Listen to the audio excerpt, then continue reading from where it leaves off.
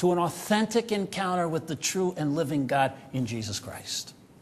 The pursuit of God is a lifetime preoccupation, but what so many people don't realize is that God is the pursuer.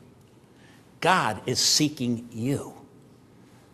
In the Old Testament, worship was about us seeking God. In the New Testament, worship's about celebrating the fact that God has come all the way down from heaven and sought you out and found you and reconciled you and brought you into the family.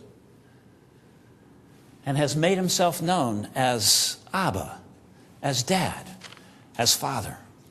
The New Testament passage that I like to think about when it comes to saying, I wish I was a better worshiper, that helps me is in Matthew chapter 13. And I know I've shared this passage before, but I don't think you believed me the first time, so I'm going to try it again. Because Matthew chapter 13 is an unusual chapter of Scripture. It's all stories. It's all parables. And Jesus just rapid fires telling one story after another about the kingdom of heaven. This is what the kingdom of heaven is like. This is what it's like to live with me, and so on. And so he tells these stories one right after another. And one of these stories is in just one verse, verse 44. And here's what Jesus said. He says, the kingdom of heaven is like a treasure hidden in a field. You're probably familiar with this story. When a man finds it, when a man found it, he hid it again. And then in his joy, he went and he sold all that he had to buy the field. Now, most people, when they hear that story, they say, well, what's that about? What's Jesus trying to say? And most people think what Jesus is trying to say is that it's worth your whole life to have Christ. And so what you should do is go and sell everything that you have in order that you might purchase Christ and hold on to him because he'd be worth it. Now, there's some truth in that.